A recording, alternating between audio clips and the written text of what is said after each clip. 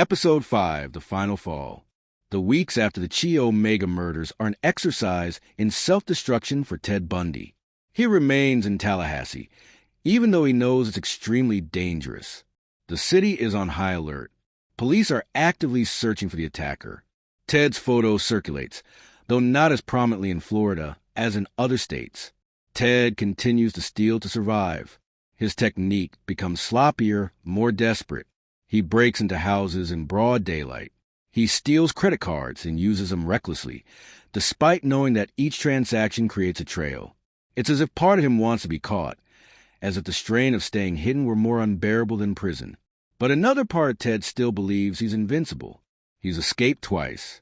He's eluded police in multiple states. He's killed dozens of women without being caught. In his grandiose mind, he's playing on a level the authorities can't comprehend. This arrogance will be his downfall. During this period, Ted meets a few people in Tallahassee. He goes to bars, socializing superficially, always using the fake name Chris Hagen. Some people find him charming. Others find him strange, out of place. There's something about his eyes, something empty, that's unsettling. A woman with whom Ted later attempted to flirt would later tell investigators he was handsome, but there was something wrong with him. He didn't blink normally, and when he smiled, his eyes didn't smile with him. It was as if he was imitating human emotions without actually feeling them. Early February 1978. About 3 weeks have passed since the Chi Omega murders. Ted has tried to keep himself under control, knowing the authorities are hypervigilant. But the urges return, stronger than ever. Ted starts stalking again. He drives around town in a stolen car, an orange Toyota he took from a college parking lot. He looks for victims, but this time something has changed. College women are more cautious now. They travel in groups. They avoid walking alone at night. The Chi Omega attacks have terrified them. Ted is frustrated. He can't find the opportunity he's looking for. His frustration mixes with despair. He's running out of money again. Stolen credit cards are being canceled as owners report fraud. He needs to move, needs to find new hunting ground. He decides to leave Tallahassee.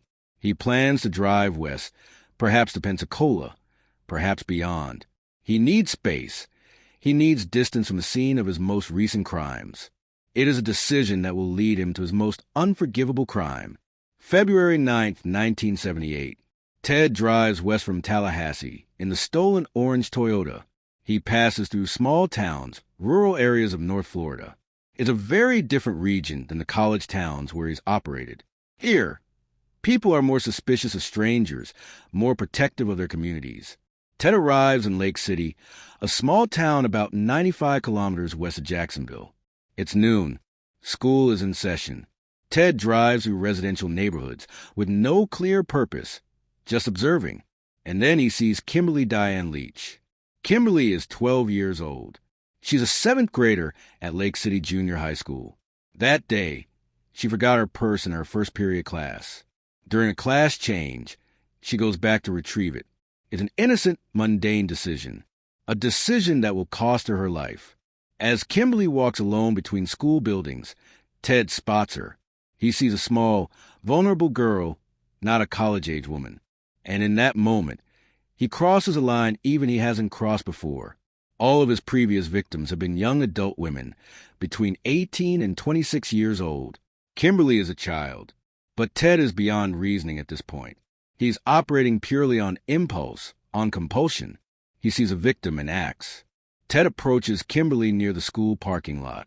There are no direct witnesses to the exact interaction, but investigators will reconstruct the events based on circumstantial evidence. Ted probably uses a tactic he perfected, feigned authority or fabricated emergency. Perhaps he tells Kimberly there's an emergency with her family. Perhaps he pretends to be a school authority figure.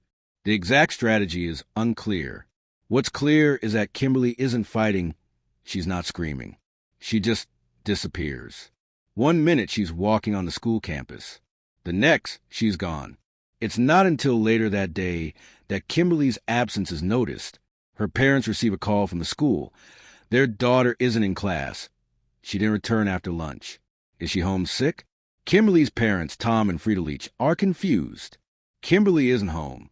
They dropped her off at school that morning. She should be there. Panic sets in immediately. Tom and Frida drive to the school. They talk to teachers and classmates. No one has seen Kimberly since noon. The search begins immediately. Students, teachers, parents, and community volunteers fan out across Lake City, shouting Kimberly's name, banging on doors, searching every corner. But Kimberly Diane Leach is far from Lake City at the time, in Theodore Bundy's power. And what will happen to her in the next few hours is something Ted will never fully confess. Something so horrific that even decades later, it's difficult to contemplate. The exact details of what Ted did to Kimberly Leach will never be fully known. Ted will offer partial confessions years later, but he always downplays, deflects, and lies. What the forensic evidence reveals is horrifying enough. Ted takes Kimberly to a remote area outside of Lake City. Evidence suggests he holds her captive for several hours. During this time, he indulges his darkest impulses: rape, torture, complete domination of a helpless girl. Finally, he kills her. The exact cause of death will never be definitively determined due to the decomposition of the body when it's found weeks later. But evidence suggests strangulation. After killing Kimberly, Ted disposes of the body differently than previous victims. In the past, he typically abandoned bodies in remote forested areas. This time, he places Kimberly's body in an abandoned pigsty near Suwannee River State Park, approximately 50 kilometers from where she was abducted. It's an act of ultimate cowardice. Not only has he murdered a child, but has discarded her body like garbage, leaving it in a degrading place. After disposing of the body, Ted flees. He drives the stolen Toyota away from the area, eventually abandoning it. He steals another vehicle. His behavior becomes increasingly erratic and desperate. He's leaving obvious traces now, making mistakes. The monster is fully unleashed. But finally, it's reaching the end of its streak. Lake City mobilizes in a massive search for Kimberly Leach. Hundreds of volunteers search woods, fields, and abandoned buildings. Helicopters fly overhead. Divers search ponds and rivers. The Federal Bureau of Investigation becomes involved. Tom and Frida Leach appear at press conferences, pleading for their daughter's safe return. Tears stream down their faces as they hold photographs of Kimberly, a smiling little girl with brown hair, braces, a whole life ahead of her. But days pass with no clues. A week, 2 weeks. Hope begins to fade, replaced by terrible certainty. Everyone knows, though no one wants to say it out loud. Kimberly is probably dead. Investigators begin to connect Kimberly's disappearance with other events. The stolen orange Toyota seen near the school that day, stolen credit card transactions in the area, and then a breakthrough. A witness reports seeing a young man with dark hair driving the Toyota near the school on the day of Kimberly's disappearance. The man seemed nervous and accelerated upon seeing the witness. The description of the vehicle and driver is circulating, and in the minds of some investigators, a disturbing connection begins to form. Could this be the same man responsible for the Chi Omega murders in Tallahassee? Could it be Theodore Bundy, the Colorado fugitive? But the connection is still unclear. And while investigators work to piece together the puzzle, Ted Bundy is making his final mistake. February 15, 1978, Pensacola, Florida, approximately 200 miles west of Lake City. It's 2 a.m. The streets are empty and quiet. A Florida Highway Patrol officer named David Lee drives a patrol car through a residential area, making his routine nighttime rounds. Lee notices an orange Volkswagen Beetle driving slowly down the street. The vehicle has different license plates on the front and rear, an immediate sign that something is wrong. Lee turns on his lights and tries to stop the vehicle. The Beetle accelerates. It's not a high-speed chase, but rather a weak attempt at evasion. After about a kilometer, the driver finally stops. Lee approaches the vehicle cautiously. The driver is a white man in his 30s, with unkempt dark hair and an unkempt beard. He appears nervous, sweating despite the cool night weather. He identifies himself as Kenneth Meisner, but cannot provide any identification to back up that name. Lee asks the driver to exit the vehicle. As the man gets out, he makes a sudden movement. Lee, trained to expect danger, reacts instinctively. They struggle. The suspect tries to flee. Lee pursues him on foot, tackling him in a nearby lawn. During the struggle, the suspect is surprisingly strong and desperate. He fights with the energy of someone who knows this is his last chance. But Lee is bigger and better trained. He finally subdues the man, placing him in handcuffs. While waiting for backup, Lee searches the Volkswagen. What he finds is incriminating: multiple stolen credit cards, all in different names. Stolen license plates. Fake IDs. This isn't a simple car thief. This is someone living a completely criminal existence. Backup arrives. The suspect is taken to the Pensacola police station. During the booking process, he finally reveals his real name: Theodore Robert Bundy. The officers are stunned. They've captured one of America's most wanted fugitives during a routine traffic stop. As news of Ted Bundy's capture spreads, multiple law enforcement jurisdictions converge on Pensacola. Investigators from Colorado want to question him about the murders there. Detectives from Utah have questions about unsolved victims. And now, investigators from Florida have their own pressing questions about the Chi Omega murders and the disappearance of Kimberly Leach. Ted is transferred to the Leon County Jail in Tallahassee.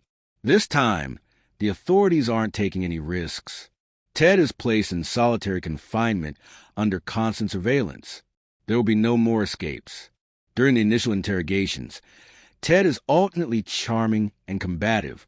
He denies any involvement in the Florida crimes. He claims to be the victim of mistaken identity and wrongful persecution. But investigators are gathering evidence that tells a different story. February 18, 1978. A woman searching for her dog in Sewanee River State Park makes a gruesome discovery. In an abandoned pigsty, she finds severely decomposed human remains. The remains are immediately reported to the police. Investigators arrive at the scene. Decomposition makes identification difficult, but the clothing on the body matches what Kimberly Leach was wearing the day she disappeared. Dental evidence will eventually confirm that the body is that of Kimberly Diane Leach. The news devastates Lake City. Tom and Frida Leach, who had clung to a slim hope that their daughter might still be alive, now face the terrible reality. Their little girl is dead, killed by a monster. Investigators are working feverishly to build cases against Ted Bundy for the Florida crimes. They have two separate cases: the Chi Omega murders and the murder of Kimberly Leach. For Chi Omega, they have crucial physical evidence: the bite marks on Lisa Levy's body. Forensics have photographed the bite marks in detail. Now, they need Ted's dental impressions for comparison. Ted initially refuses, but a court order eventually forces him to provide the impressions. Forensic odontologists compare Ted's dental impressions with photographs of the bite marks. The result is overwhelming. The bite marks match Ted Bundy's teeth with a high degree of certainty. It is groundbreaking forensic evidence. Never before have bite marks been used so prominently in a capital murder case in the United States. They also have witness testimony. Nita Neary, a Chi Omega resident who returned the house just as Ted was leaving, saw his face briefly in the doorway. She can identify him. In the Kimberly Leach case, the evidence is more circumstantial but still compelling. The stolen orange Toyota scene near the school is traced back to Ted. Fibers found on Kimberly's body match fibers from the vehicle. Witnesses placed Ted in the Lake City area on the day of the disappearance. But perhaps more damaging than the physical evidence is the pattern. Ted Bundy is a notorious serial killer. He was convicted of kidnapping in Utah. He's connected to multiple disappearances and murders in multiple states. The pattern of behavior is undeniable. Ted, facing 2 capital trials in Florida, must make decisions about his legal defense. He initially hires lawyers, but his need for control leads him into constant conflict. Ted insists on conducting his own defense, believing he's smarter than any lawyer. It's a disastrous decision. Although Ted has legal knowledge, he lacks the experience or judgment necessary to effectively defend himself in a capital trial. His ego blinds him to his own limitations. The lawyers try to persuade him to accept a plea deal. Prosecutors offer multiple consecutive life sentences if Ted pleads guilty to all the Florida charges. He would avoid the death penalty. But Ted refuses. In his grandiose mind, he still believes he can win at trial. He believes he can use his charm and intelligence to persuade a jury of his innocence. It's a fantasy. But Ted is so deeply immersed in his own mythology that he can't see reality. As Ted prepares for his trial, the families of his victims grapple with unimaginable grief. The parents of Margaret Bowman and Lisa Levy mourn their daughters. Chi Omega survivors Kathy Kleiner and Karen Chandler face multiple surgeries and psychological trauma. Cheryl Thomas, who survived the attack in her apartment, is dealing with permanent disability. And Tom and Frida Leach bury their little daughter Kimberly, whose life was taken by a soulless predator. The pain of these families is immeasurable, and they all await justice. May 1978. Ted Bundy's first trial in Florida is scheduled. He will first be tried for the Chi Omega murders. The trial will be one of the first to be nationally televised in the United States. Millions of people will tune in to watch the charming serial killer defend himself. Ted sits in his cell, preparing arguments, studying legal precedents. He genuinely believes he has a chance. He believes he can win over a jury, that his courtroom performance will save him. But outside his cell, the evidence is piling up. The bite marks the testimony, the pattern of behavior. The prosecution has a solid case, and they're determined to ensure Theodore Bundy never hurts another person again. The trial promises to be a spectacle. The serial killer law student versus the justice system he's eluded for so long. America will watch, fascinated and horrified, as the perfect predator finally faces his final judgment. The courtroom will become the final stage of the Ted Bundy saga. And this time there will be no escape. Episode 6. The Media Circus. June 25, 1979. Miami, Florida.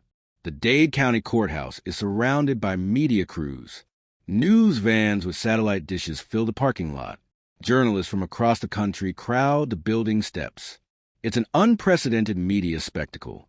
The trial of Theodore Robert Bundy for the murders of Margaret Bowman and Lisa Levy at the Chi Omega sorority house is about to begin.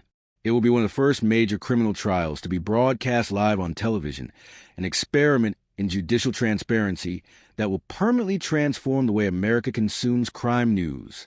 Inside the courtroom, the room is packed. Every seat is occupied. Families of the victims sit in the front rows, their faces marked by grief and determination. Reporters fill the press gallery, their notebooks at the ready.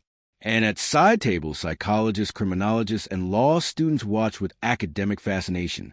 This is a historic moment. Judge Edward Cowart presides. He is a 68-year-old man with white hair and an authoritative presence. He has handled difficult cases before, but nothing like this. The media pressure is immense. Every decision will be scrutinized, analyzed, criticized, or praised by millions.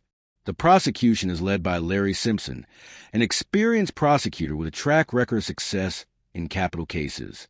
His strategy is straightforward. Present overwhelming physical evidence and expert testimony that unequivocally places Ted Bundy at the scene of the crimes. And then there's Ted, sitting at the defense table, wearing a blue sweater and khaki pants his lawyers provided to make him look more sympathetic. His hair is carefully combed. He's lost weight during his months in prison, giving him a more angular, more intense appearance. He looks around the courtroom with what appears to be genuine curiosity, almost as if he's more of a spectator than the defendant. Jury selection takes days. The challenge is finding 12 people who haven't been influenced by the massive media coverage of the case. In 1979, this is extremely difficult. Ted Bundy's face has appeared in national magazines, news programs, and newspapers. Virtually everyone in the United States has heard of him. Ted actively participates in jury selection, consulting constantly with his attorneys, taking notes, and occasionally making suggestions out loud. He behaves more like an observant student than a defendant facing the death penalty.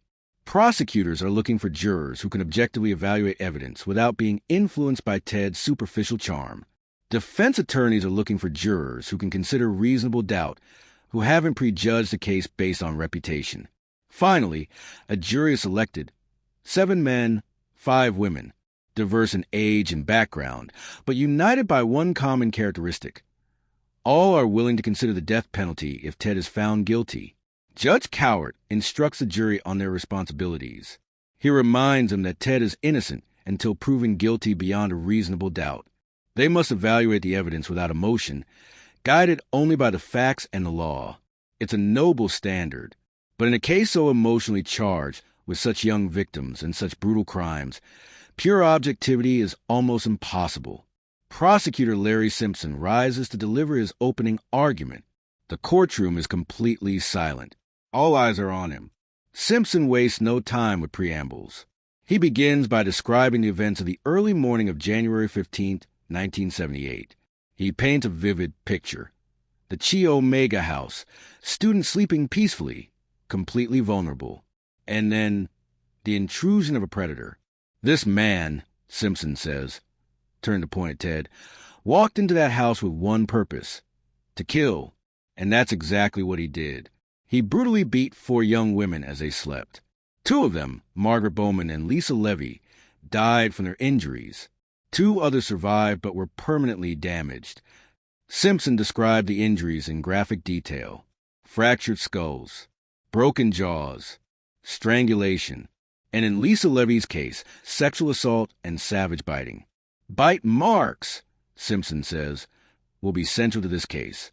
Because while Ted Bundy can deny being in that house, while he can present alibis and alternative explanations, his own teeth will betray him. His teeth left an autograph on Lisa Levy's body, and that autograph is as unique, as distinctive as a fingerprint. It's a powerful argument. Several jurors look at Ted, assessing him.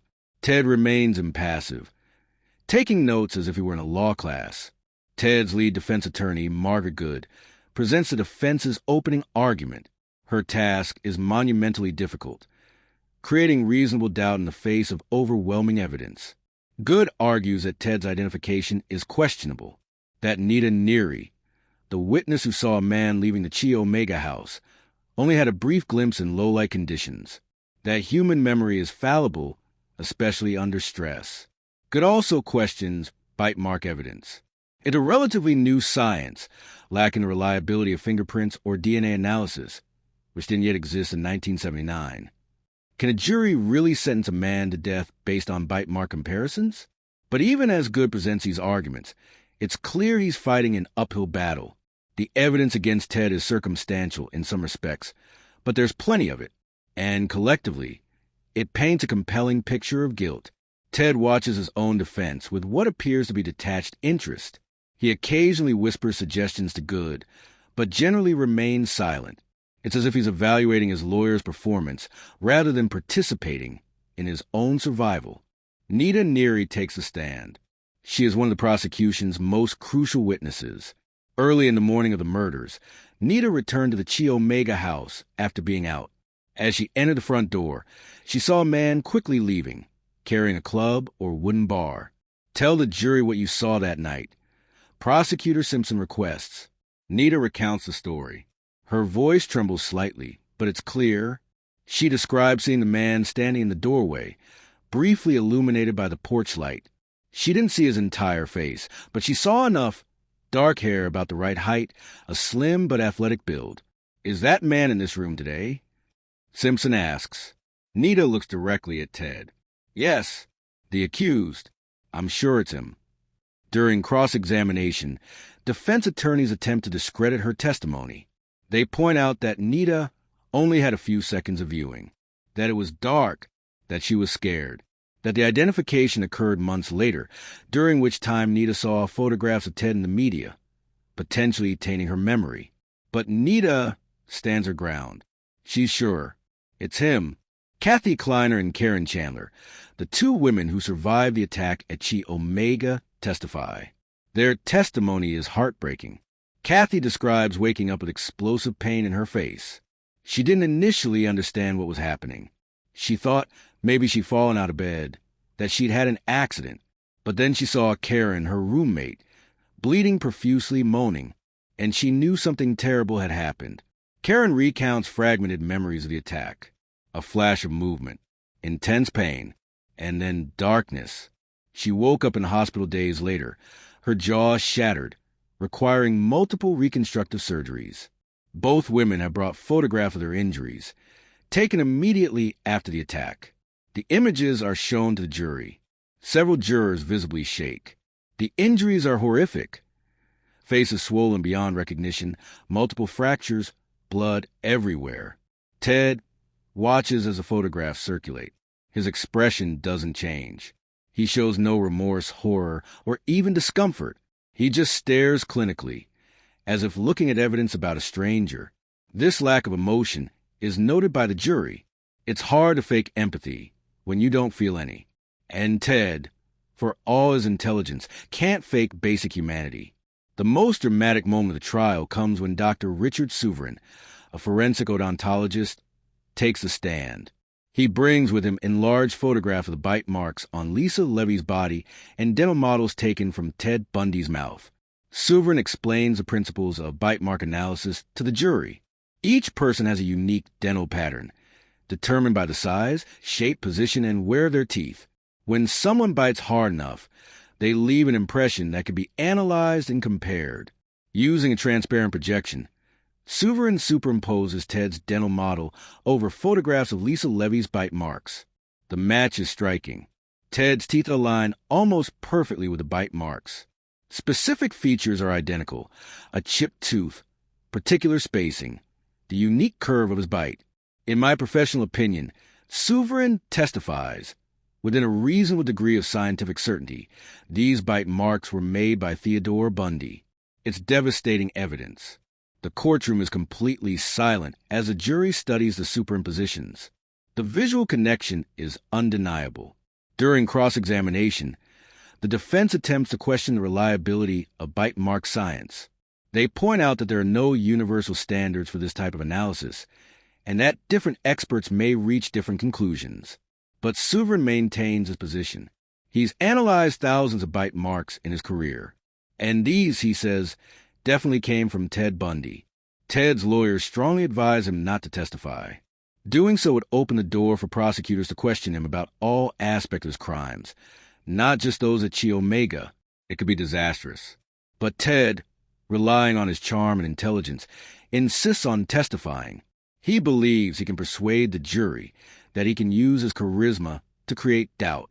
At the last minute, his lawyers convince him not to do so, but the damage is done. The jury sees that Ted wants to speak, that he wants to defend his innocence, but his lawyers hold him back. Some jurors interpret this as a sign of guilt. If he were truly innocent, wouldn't he want to proclaim it from a bench? Instead, the defense presents character witnesses, people who knew Ted and describe him as gentle, polite, and incapable of violence. But this testimony seems weak compared to the forensic evidence and the victims' testimonies. The defense also attempts to present alternative explanations for the evidence. They suggest that Ted could have been in Tallahassee that night, but didn't commit the crimes. They suggest that someone else could have been at the Chi Omega house. They suggest that the evidence is circumstantial. But these suggestions lack supporting evidence. They are theoretical and speculative, and in the face of the concrete evidence presented by the prosecution, they seem hopeless. Closing arguments are presented after weeks of testimony. Prosecutor Simpson methodically summarizes the case. He reviews each piece of evidence: Nita Neary's testimony, the bite marks, the victim's injuries, Ted's pattern of behavior. This man, Simpson says, is a predator. He hunts young women. He attacks them while they sleep, at their most vulnerable. And in the early hours of January 15th, 1978, he brought his predation to the Chi Omega house. Margaret Bowman and Lisa Levy paid with their lives.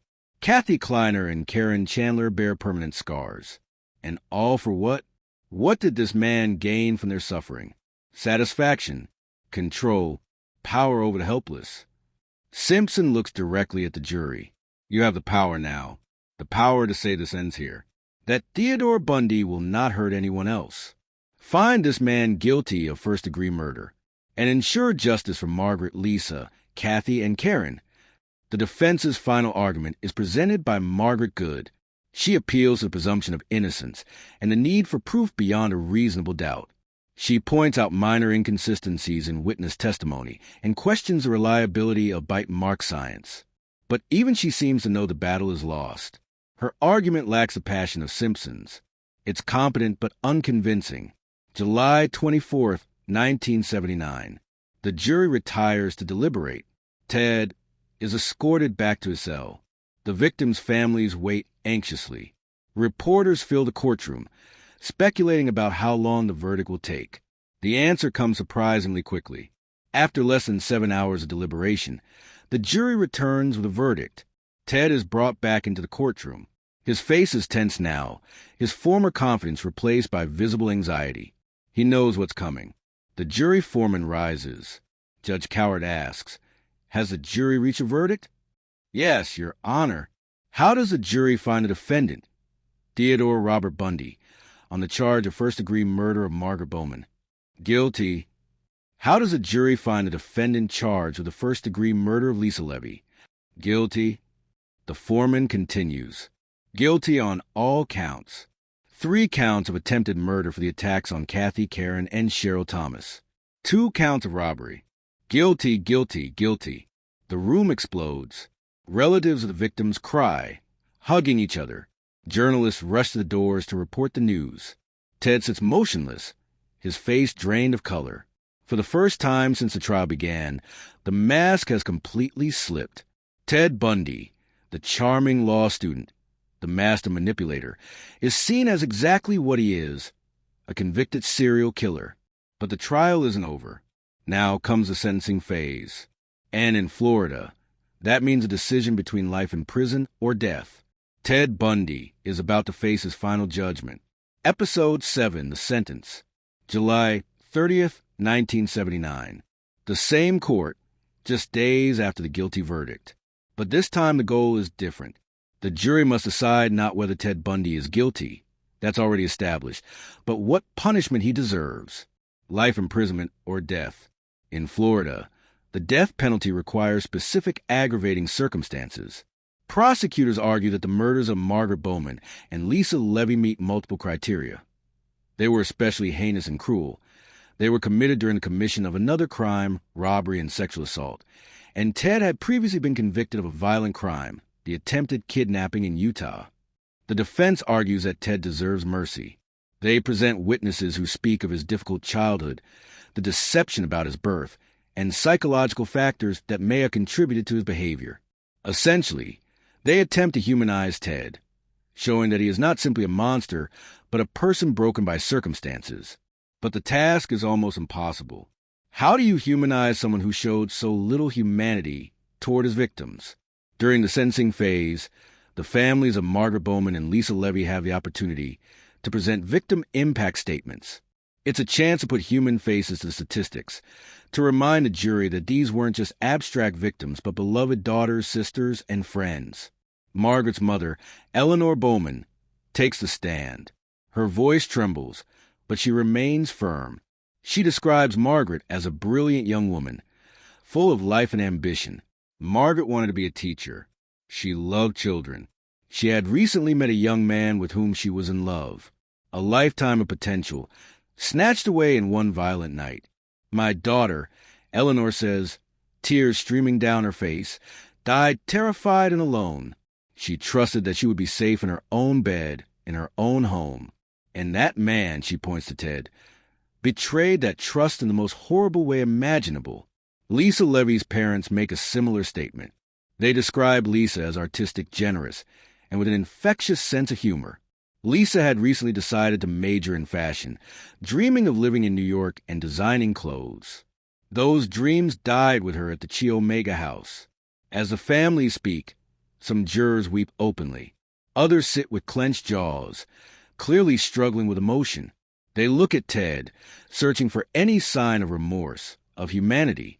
But Ted remains impassive, taking notes, as if he were observing an academic exercise rather than hearing about the lives he destroyed.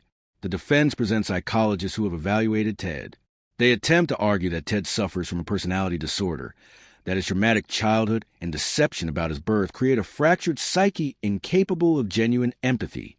Dr. Emmanuel Tane, a respected forensic psychiatrist, testifies that Ted exhibits narcissistic and antisocial personality traits.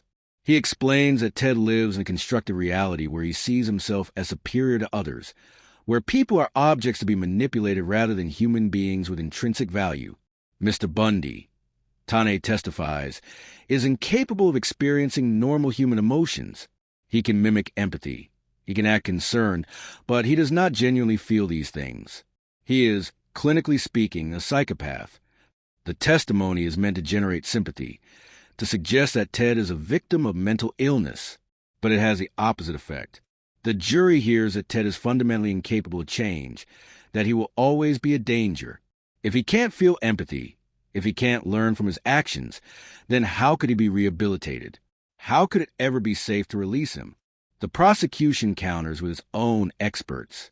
They argue that psychopathy is not a legal defense. Ted knew his actions were wrong. He planned them carefully and took steps to avoid detection. This demonstrates an ability to distinguish right from wrong, a key legal standard for criminal liability. Theodore Bundy, the prosecutor argues, is not crazy. He's evil. There's a difference. In a dramatic moment, Ted requests to address the court before the sentencing. Judge Coward, although skeptical, allows Ted to speak.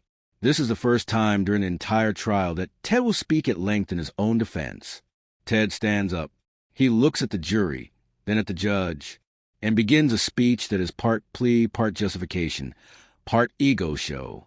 I'm not the man the prosecution has painted me to be. Ted says, I'm not a heartless monster. I'm a human being with flaws, with mistakes, but with humanity. I've been misunderstood, judged not by evidence but by reputation. Ted continues for almost 30 minutes. He talks about his childhood, his upbringing, his ambitions. He mentions his work at the Rape Crisis Center, as if that somehow makes up for his crimes. He suggests that the real killer is still at large, that he's been a convenient scapegoat. It's a speech notable for its complete disconnect from reality. Ted seems to genuinely believe he can talk his way out of this, that his charm and intelligence will prevail over physical evidence, witness testimony, and the unspoken confessions of his behavior. The jury watches him with what appears to be a mixture of fascination and repulsion. Here is a perfect predator, even in the face of death, unable to admit the truth, unable to show genuine remorse. When Ted finally finishes, the room is completely silent. No one is convinced. If anything, his speech has reinforced how dangerously disconnected he is from normal reality. August 2nd, 1979. The jury retires to deliberate on the sentence. The deliberation is shorter than that for the guilty verdict. After less than 3 hours, they return with their recommendation. The foreman stands. The jury recommends that Theodore Robert Bundy be sentenced to death for the murders of Margaret Bowman and Lisa Levy. The recommendation is not legally binding. Judge Coward has final authority. But in practice, judges almost always follow the jury's recommendation in capital cases. Ted listens to the recommendation without any visible reaction. But those sitting near him notice that his hands, resting on the table, are trembling slightly. Reality is finally penetrating the fantasy. Judge Coward schedules the formal sentencing for July 31st. It will be 3 days of tortuous waiting for everyone involved. 3 days for Ted to contemplate his mortality. 3 days for the families to wait for closure. July 31st, 1979. The courtroom is once again packed. The atmosphere is tense and expectant. Everyone knows what's coming, but they need to hear officially. Judge Edward Coward enters. Everyone stands. The judge sits, looks at his notes, then looks directly at Ted Bundy. Mr. Bundy, the judge begins, the court has carefully considered the evidence presented, the jury's verdict, and your sentencing recommendation. I have reviewed the aggravating and mitigating factors, and I have reached a conclusion. The judge pauses. The tension in the courtroom is palpable. It is the sentence of this court that you, Theodore Robert Bundy, be taken from here to a place of confinement, and on a date set by the governor of the state of Florida, be executed by electric chair until you are dead. May God have mercy on your soul. It's official. Ted Bundy has been sentenced to death. But then Judge Coward does something unexpected. He looks at Ted with an almost fatherly expression and says, "It's a waste. It's a waste of humanity. Take care of yourself, young man. I'd say he would have liked to have seen you practicing law in front of me. You would have made a fine lawyer. But you went the other way, mate." These are words that will generate controversy. Some will see them as inappropriate humanity toward a monster. Others will see them as a tragic recognition of wasted potential. But they illustrate something fundamental about Ted Bundy. Even after being convicted of brutal murders, even facing death, he still manages to evoke a certain sympathy in some people. It's the ultimate triumph of his charm, and the ultimate testament to his masterful manipulation. Ted Bundy isn't finished with courts. He still faces trial for the murder of Kimberly Diane Leach, the 12-year-old girl he kidnapped and killed in Lake City. January 1980. Orlando, Florida. Ted's second trial begins. This time, the atmosphere is even more somber. The Chi Omega murders were horrific, but the victims were young adult women. Kimberly was a child. The murder of a child invokes a visceral revulsion that transcends even most heinous crimes against adults. The evidence is largely circumstantial, but compelling. Witnesses placed Ted in Lake City on the day of Kimberly's disappearance. The stolen orange Toyota seen near the school is traced back to Ted. Fibers found on Kimberly's body match fibers from the vehicle. And there's a pattern. Ted Bundy is a notorious serial killer, convicted of multiple murders, operating in the exact area and time of Kimberly's disappearance. Kimberly's parents, Tom and Frida Leach, attend the trial every day. Their grief is palpable. Frida sits rigid, staring at Ted with barely contained hatred. Tom weeps openly as evidence about his daughter is shown.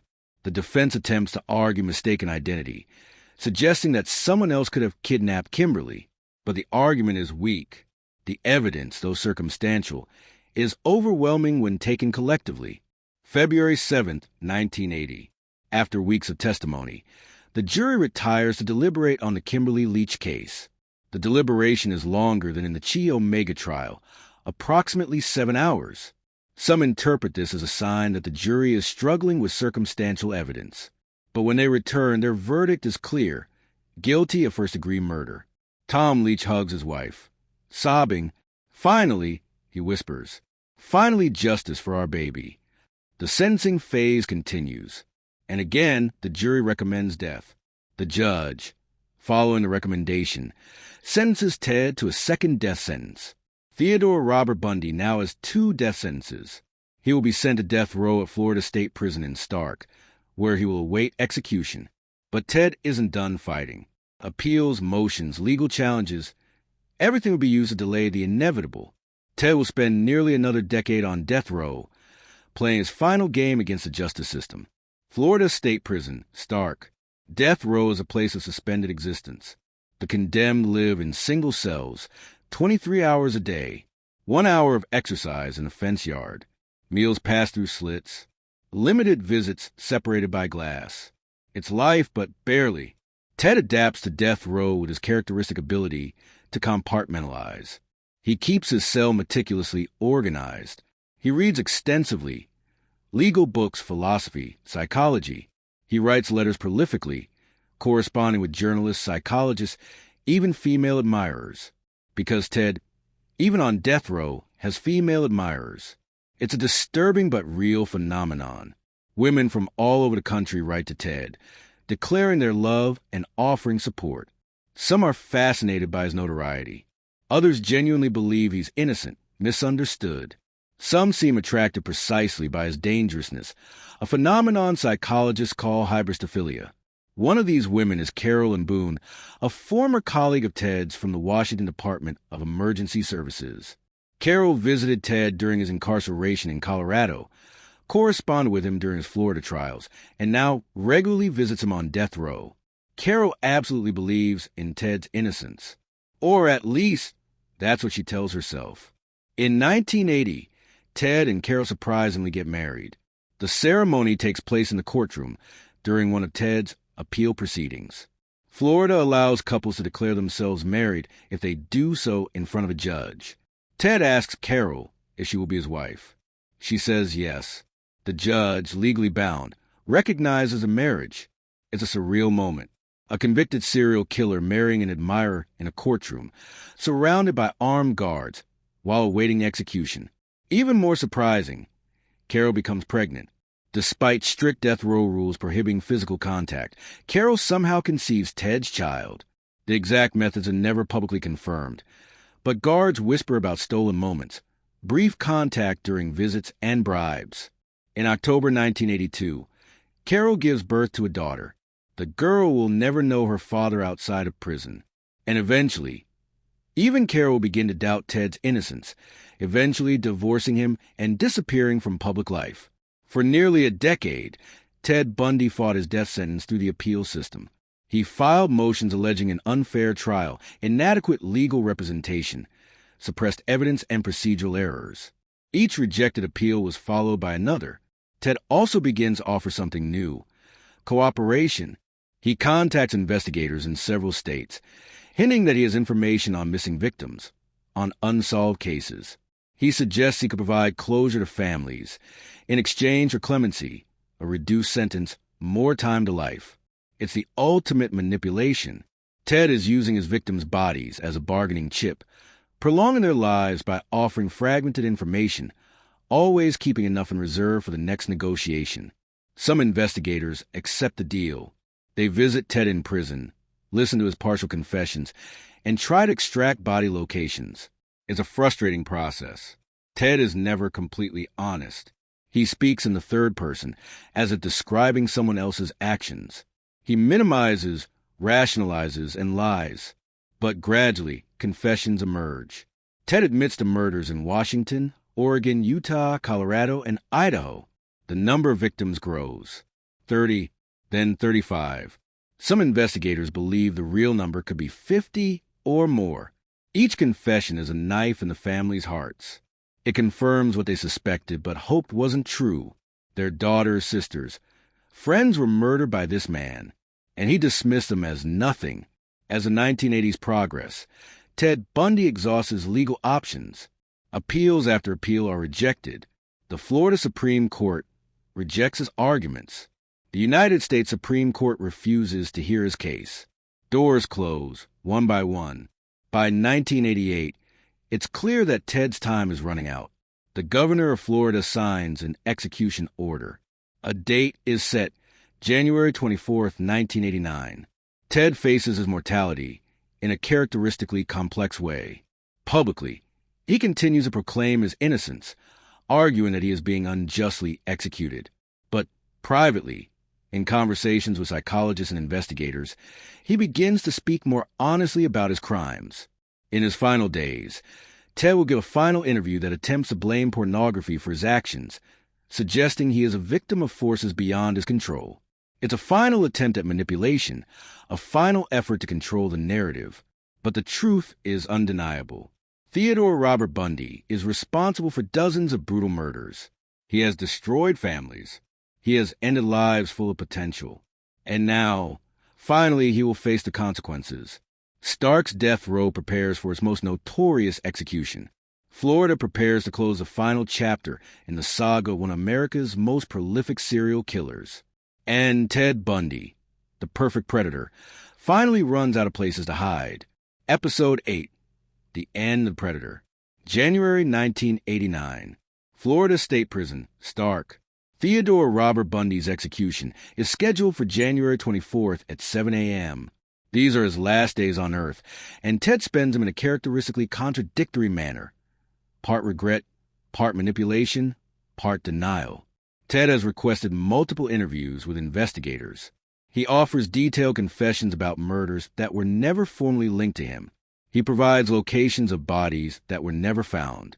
It's his last bargaining chip, his last attempt to delay the inevitable. Investigators from multiple states visit Ted. They listen to confessions with a mixture of professional satisfaction and personal revulsion. They are finally getting answers. They can finally bring closure to families who have waited years, sometimes decades, to know what happened to their loved ones. But even now, Ted can't be completely honest. He speaks of the entity, a mysterious third party who supposedly committed the crimes while Ted watched. It's a psychological fiction, a way of admitting without accepting full responsibility. Investigators listen patiently, extracting truth from fiction. January 23rd, 1989. One day before his scheduled execution, Ted grants a final interview to James Dobson, a conservative Christian psychologist and founder of Focus on the Family. It's an interview that will generate massive controversy. In the interview, Ted blames violent pornography for his crimes. He claims he was exposed to graphic pornographic material in his youth, that this exposure desensitized him to violence, and that he eventually acted out his fantasies. Pornography can reach and influence people you never thought possible, Ted says. I lived a normal life like other men. I love my family. But pornography was an influence that fundamentally changed me. It's a convenient argument. It shifts responsibility from Ted to external forces. It suggests that Ted is as much a victim as a perpetrator. And it fits perfectly with Dobson's anti-pornography agenda. But most psychologists and criminologists reject this explanation. Millions of people consume pornography without becoming serial killers. Pornography may have fueled Ted's fantasies, but it didn't create them. Ted is responsible for his actions, not the images he consumed. The interview is seen as Ted's final manipulation. Even in the face of death, he's attempting to control his legacy, creating a narrative where he's more of a victim than a villain. January 24th, 1989. Outside the Florida State Prison, a crowd gathers. Hundreds of people, perhaps more than 1,000, gathered in the pre-dawn darkness. But they're not there to protest the execution. They're there to celebrate it. People hold signs. Burn, Bundy, burn. Justice to the victims. Let him rot in hell. Some have brought portable grills, barbecuing, literally celebrating with food while waiting for a man to be electrocuted. It's a disturbing spectacle of collective bloodlust. Some are genuinely there for the victims, seeking closure, wanting to witness justice. But others seem to be there for entertainment, treating the execution as a sporting event. Reporters interview people in the crowd. A young woman says, "I hope he suffers. I hope he feels every second." An older man says, "This is for all the girls he killed. He's finally paying." Mixed in with the crowd are relatives of Ted's victims. They're there not to celebrate, but to bear witness, to ensure that the man who destroyed their lives finally faces justice. Tom Leach, Kimberly's father, is among them.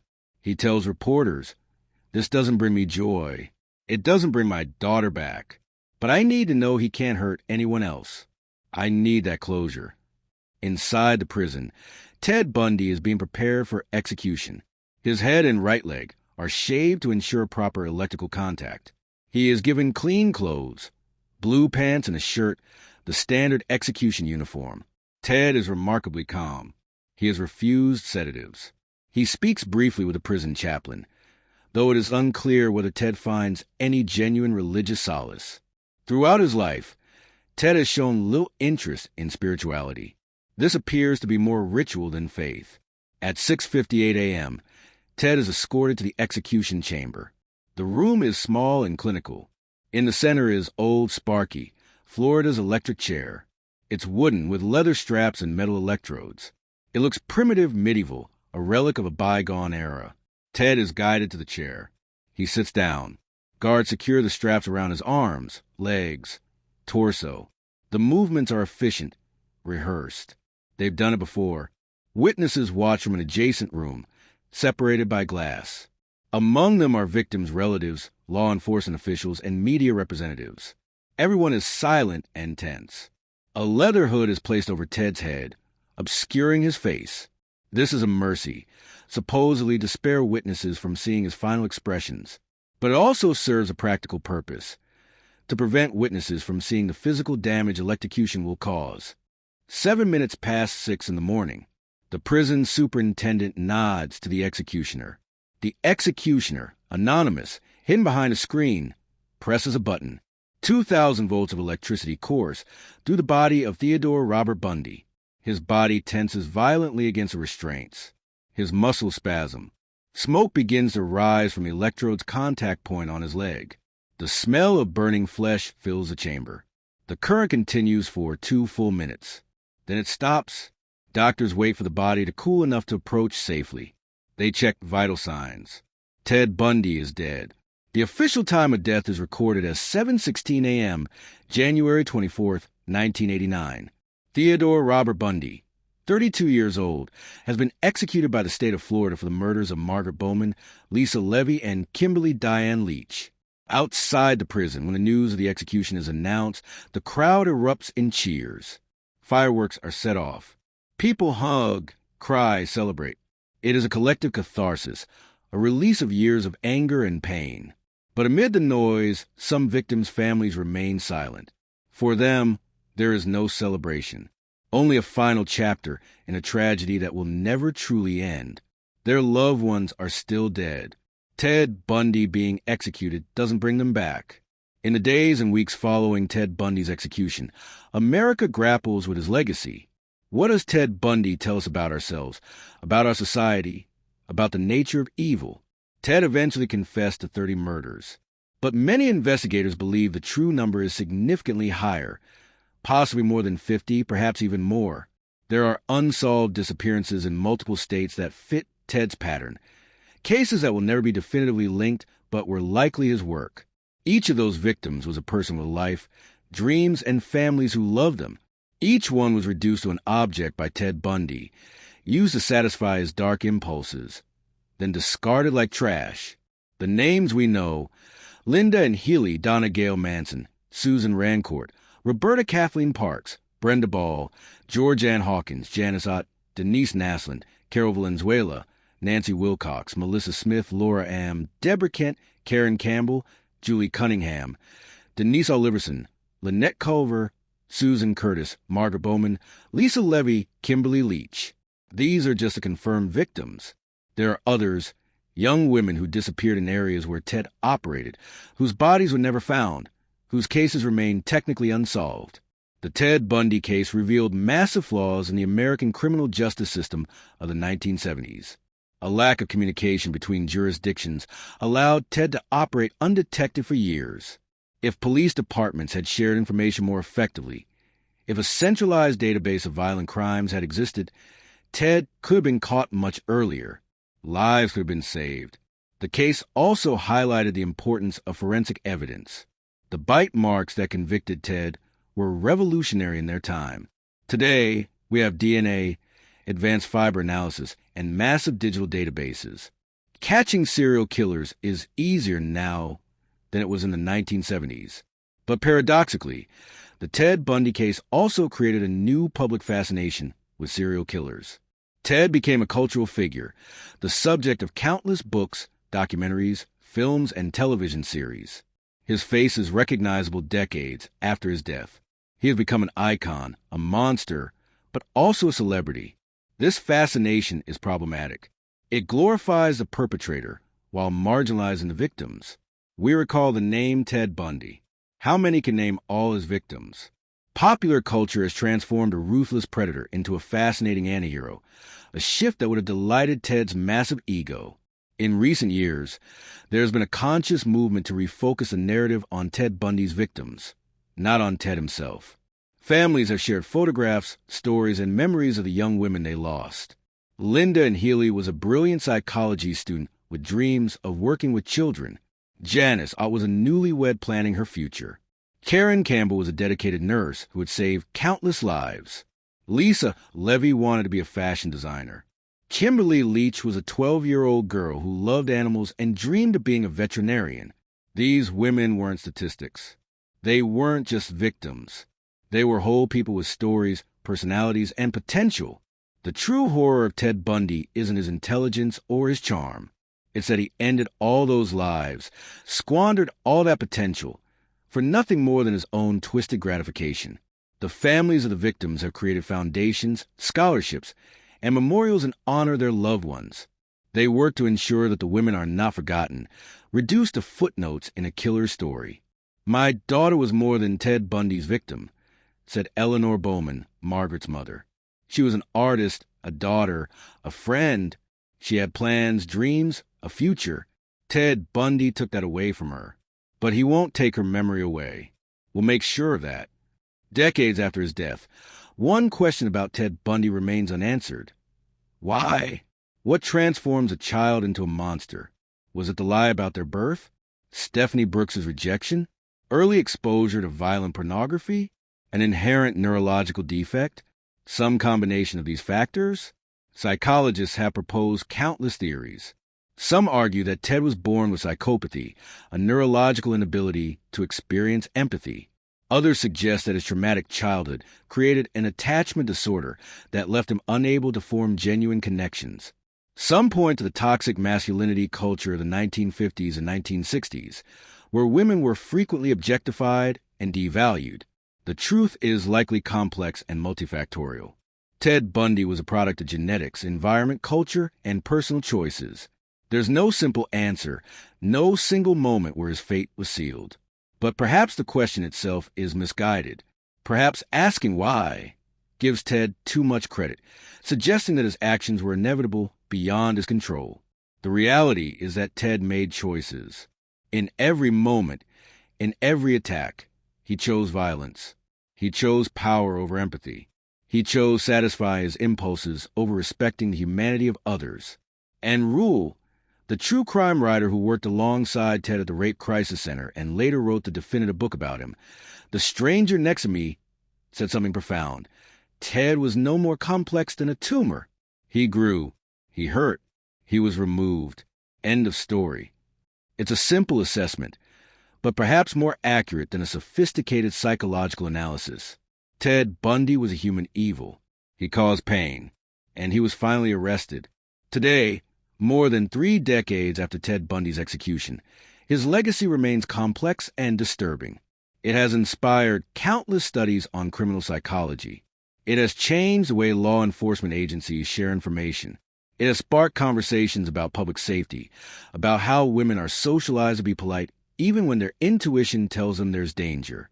Many of Ted's survivors have spoken out about their experiences. Carol Duranch, who escaped Ted in Utah, has dedicated part of her life to speaking out about safety awareness. Kathy Kleiner, who survived the Chi Omega attack, has become a victims' rights advocate. These women refuse to be defined solely by the trauma they experienced. The families of those who did not survive continue to struggle with grief that never completely disappears. But many have found ways to honor their loved ones, to transform tragedy into purpose. Scholarships have been established in victims' names. Safety organizations have been founded. Memorials have been erected. And slowly, the cultural focus is shifting. Less fascination with the killer, more respect for the victims. Less glorification of evil, more recognition of the quiet heroism of survivors and families. On January 24, 1989, when electricity coursed through Theodore Robert Bundy's body, it wasn't a victory. It didn't bring back the young women he murdered. It didn't restore the lives destroyed by his violence. It didn't answer all the questions about why a man chooses to become a monster. But it was justice. It was recognition that some actions are so heinous, causing so much irreparable harm, that society must respond with its most severe punishment. Ted Bundy was given multiple opportunities to choose differently. He was warned by his first arrest, by his first conviction, and yet he continued to kill. The story of Ted Bundy is a warning about the dangers of superficial charm, about how society often confuses charisma with character. Ted was handsome, articulate, and intelligent, and he used these qualities as weapons to gain trust and to approach unsuspecting victims. It's also a story about the vulnerability of young women in a society that often fails to adequately protect them. Many of Ted's victims trusted him because he seemed safe, because society taught them to be polite, to help when asked. Their kindness was exploited by a predator who had no capacity for kindness of his own. But ultimately, Ted Bundy's story is about the resilience of the human spirit. It's about Carol Duranch, who fought and escaped. It's about Kathy Kleiner and Karen Chandler, who survived and rebuilt their lives. It's about families who refuse to allow their loved ones to be forgotten. It's about investigators who worked tirelessly for years to bring justice. The sun rose over Florida on January 24th, 1989, as it does every day. The world continued to turn. Life went on. But for dozens of families, that dawn brought something they hadn't felt in years: closure. Theodore Robert Bundy, the charming law student who became one of America's most prolific serial killers, had finally paid for his crimes. The mask had finally been completely removed, not only from his face, but from his existence. In the years since his death, society has learned valuable lessons from the nightmare Ted Bundy inflicted. improved communication systems between police jurisdictions, greater awareness of serial killer profiling, more attention to early disappearances, better forensic technology. But the most important lesson is perhaps the simplest: evil exists. It doesn't always look the way we expect. It doesn't always come with obvious warnings. Sometimes it arrives with charming smile and polite words. Sometimes the monster looks exactly like the person you want to meet. Ted Bundy proved that intelligence without conscience is dangerous, that charm without empathy is a weapon, that the most lethal predator is the one who can make himself seem perfectly normal.